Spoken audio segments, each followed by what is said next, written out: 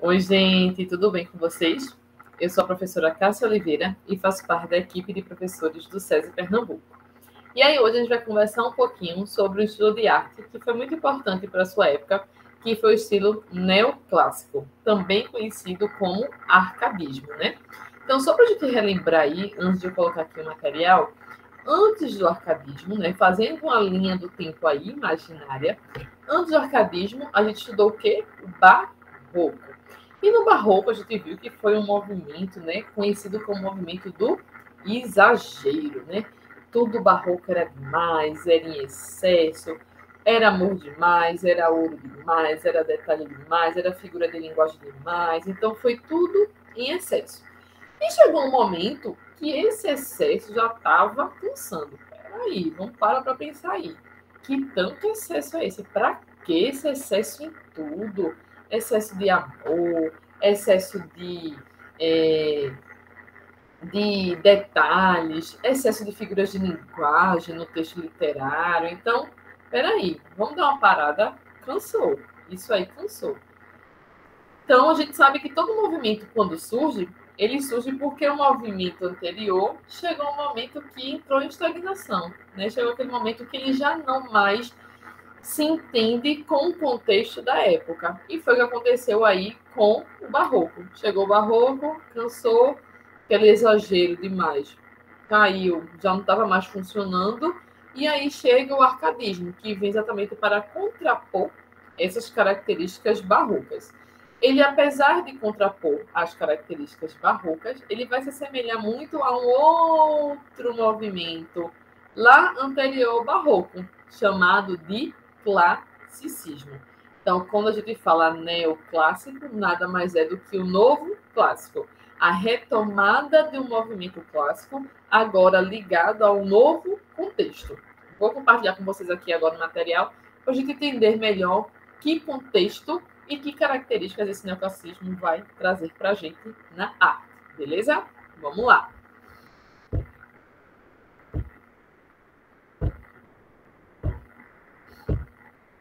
Então, tá chegando para vocês aí agora o material. Então, vamos conhecer um pouquinho dessa arte neoclássica, tá? Então, a gente sabe que a arte, como toda, ela se expande em várias ramificações, né? Então, na pintura, na escultura, na arquitetura, na literatura.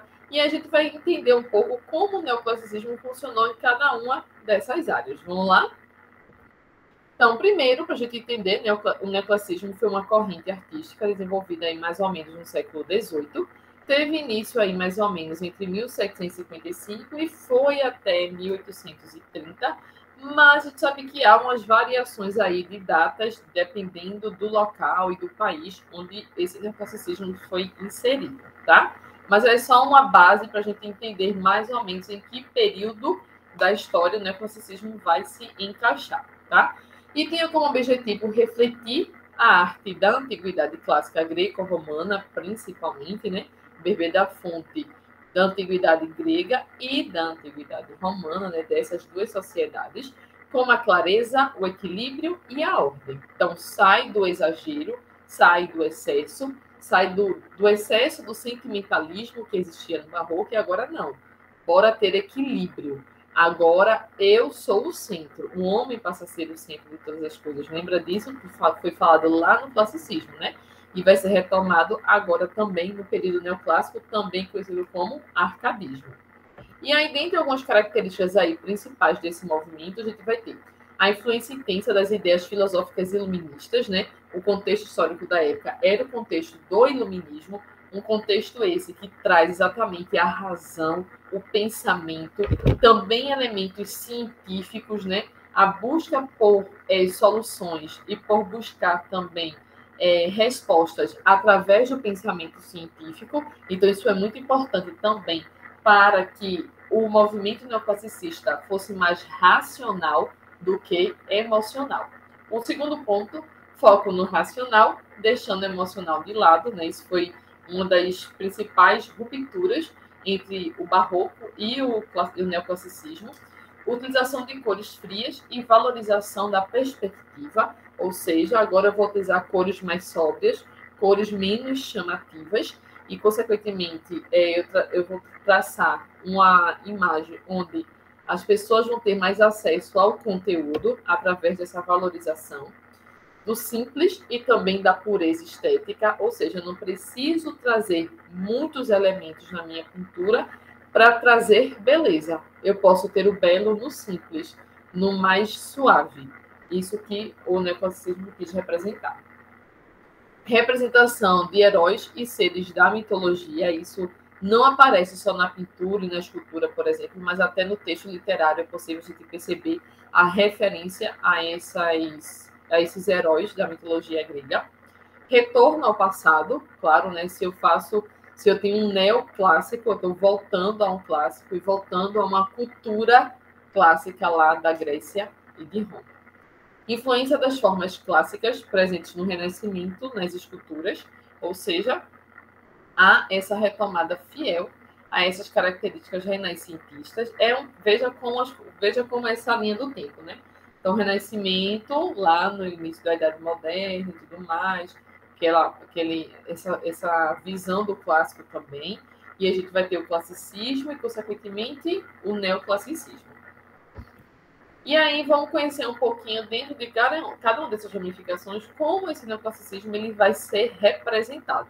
Então, na pintura, a gente vai ter essa pintura vai ser uma reação à pintura barroca e também ao rococó, que foi aquele período artístico ali do final do barroco e antes do neoclassicismo. Ficou ali no meio, tá? Mas a pintura vai ser uma reação contra esses dois movimentos, redescobrindo o classicismo como uma fonte de inspiração.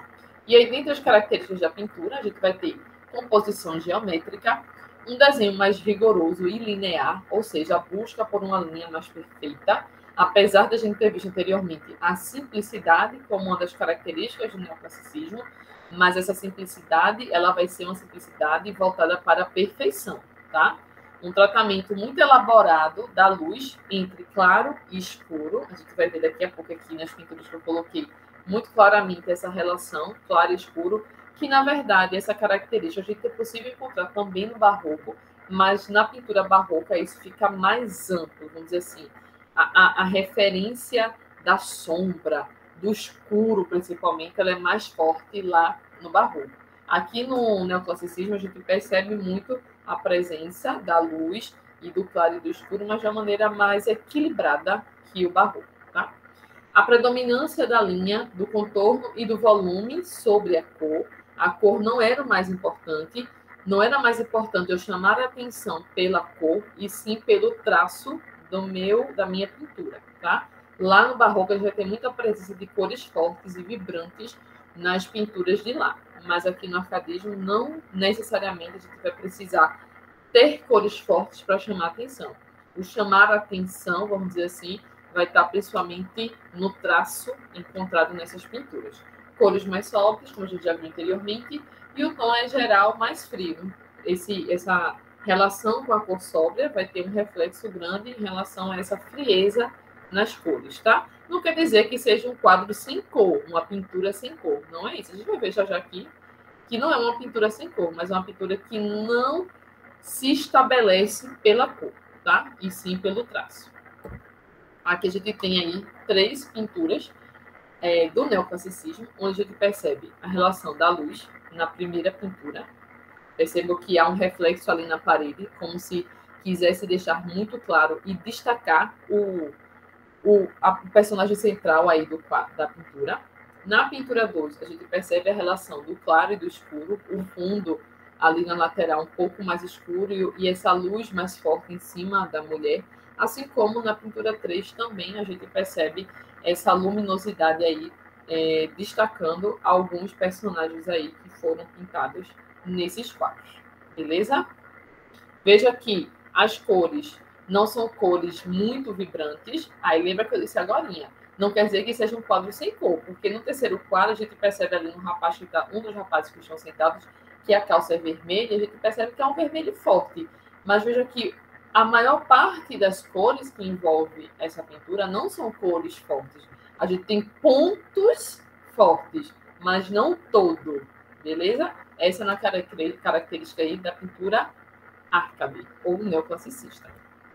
Dentro da arquitetura, né, vale ressaltar que nesse período do arcadismo, a gente vai ter aí grandes construções arquitetônicas, tá? Algumas delas a gente vai ver já já, algumas do período Arcade, outras de um período mais recente, mas que tem características clássicas também, certo? Então, de acordo com os ideais iluministas, os arquitetos neoclássicos responderam às necessidades do seu tempo com originalidade, usando os modelos clássicos dos romanos e dos gregos. Usaram modelos clássicos, mas atrelados ao momento que eles construíram, certo? A influência, né? Que a gente fala aqui é de influência dessas arquiteturas mais antigas, refletindo naquele contexto da época do arcadismo, tá? Inovaram nos aspectos técnicos, realizando pesquisas e experimentações constantes, onde conciliaram a estética estrutural e formal clássica com novos sistemas construtivos, novas maquinárias e novos materiais. Ou seja, sou eu pegar algo que já existia e trazer para os dias de hoje, vamos dizer assim, e transformar com o novo material que eu tenho, com a tecnologia que eu tenho. Então, lá no neoclassicismo foi isso que aconteceu. Pegou-se as referências clássicas e trouxe para aquele contexto da época, reformulando e adaptando a uma nova realidade, uma realidade, entre aspas, mais tecnológica, tá? Com novos materiais, com novos maquinários que traziam mais praticidade nessas construções arquitetônicas, beleza? E, por último, a arquitetura devia ser verdadeira, isto é, exprimir claramente do exterior a sua organização interior. Ou seja, quando eu visse uma arquitetura neoclássica, eu tinha que ter certeza que quando eu olhasse para ela, eu estava vendo, sim, uma arquitetura neoclássica. Uma arquitetura baseada no clássico, na antiguidade grega e romana. Então, essa era uma das características aí fortes da arquitetura. Sou eu ver aquele prédio, aquela construção, identificar como uma construção neoclássica de cara. Ou seja, sou eu entender claramente que ali existe as características do neoclassicismo. Dentre as características, utilização de materiais nobres, como pedra, mármore, granito e madeira, uso de processos técnicos avançados, sistemas construtivos simples, uso de abóbada de berço ou de aresta, que a gente vai ver já já, que é aquela cúpula lá em cima, uso de cúpulas com frequência marcadas pela monumentalidade, ou seja, cúpulas grandiosas, inclusive tem até alguns vídeos aí na internet que mostram, na época, como foram construídas essas cúpulas e essas abóbadas. Extremamente trabalhosas, assim, para a época, para o arquiteto conseguir construir uma estrutura que comportasse essas cúpulas e essas abóbadas, era de um trabalho enorme, porque estavam acostumados a fazer estruturas mais retas. E a abóbada, ela é arredondada, né? Ela é circular. Então, para o arquiteto, na época, entender como ele iria construir aquilo ali foi bastante trabalhoso, mas, consequentemente, o valor que se tem até os dias de hoje é grandioso, não é verdade? Espaços interiores organizados segundo critérios geométricos e formais de grande racionalidade. Então, é trazer o racional até para a arquitetura. Meu Deus, como é que é possível trazer racionalidade para a arquitetura? Através da exposição desse material. É um material que é cheio de detalhes ou é um material mais reto, mais objetivo? Por exemplo, nos dias de hoje, então a gente tem vários móveis, né, movelarias de maneiras diferentes. Então, um móvel mais moderno, aquele mais reto, sem muitos detalhes, vamos dizer que seria um móvel arcade. Aquele mais cheio de detalhes, com pinos, sabe? Com mais firulas, seria algo mais antigo. Então, se a gente for comparar aí nos dias de hoje, beleza? E aí a gente tem alguns exemplos, né, de arquitetura neoclássica, tá? Então a gente tem a Igreja da Madalena. Veja como a frente da igreja, gente, para quem já viu qualquer estrutura da Grécia Antiga, vai de cara assimilar uma coisa com a outra. Assim como o Teatro Nacional em Berlim e como deixa eu só tirar aqui, o Palácio de São Bento em Lisboa. Vejam que os três, né, principalmente a igreja e o teatro, têm uma frente muito semelhante, né? Assim como o Palácio de São Bento. No caso do Capitólio dos Estados Unidos, é a cúpula que a gente falou anteriormente, a abóbada aí em cima. Esse círculo, né, essa estrutura circular que, para a época, a gente deu trabalho para os arquitetos entenderem como é que eles iriam conseguir fazer isso e colocar em prática, né? Porque eles tinham a teoria, mas como colocar em prática com os maquinários que eles tinham na época. E a gente também tem aí o Arco do Triunfo, fazendo referência à arquitetura da Grécia Antiga. Na escultura, assim como na pintura e na arquitetura, foi um período onde a gente também vai ter um espírito revolucionário do iluminismo, né? O iluminismo aí permeando, né, as ideias iluministas, permeando aí todas as áreas da arte neoclássica. E aí, dentre as características da escultura, copiou as formas de representação dos modelos clássicos com fidelidade, minúcia, perfeição e sentido estético. Desses três estilos que a gente está falando aqui, né, desde a pintura, da arquitetura e da escultura, a escultura vai ser a que mais vai copiar, como tem aí o nome, as características da escultura grega, tá? Então é bem que uma cópia mesmo. Homens e mulheres representados com roupagens e poses semelhantes a dos deuses gregos e romanos. Então a gente também vai ter aí essa característica, né, essa cópia muito forte aí da imitação. Preferência pelo mármore branco, pelas suas propriedades naturais e porque se pensava que tenha sido o material eleito dos clássicos. Então, a presença do mármore branco na escultura vai ser, assim, ponto auge do que a gente considera como uma escultura neoclássica. Okay? Então, aqui temos três exemplos dessa representação do homem e da mulher sendo colocados como deuses, né? Na sua postura, na sua forma, no seu jeito. Então, era uma característica aí comum ao neoclassicismo. E aí, encerramos por aqui, gente, nossa revisão aí básica sobre o que foi o movimento neoclassicista, principalmente na pintura, na escultura e na arquitetura, mas vale ressaltar que esse movimento ele também se espalhou por outras áreas, como, por exemplo, a literatura, que eu tenho certeza aí que na literatura a professora ou o professor vai falar para vocês dessas mesmas características presentes no texto literário, tá bom? Um beijo, fiquem com Deus e até a próxima.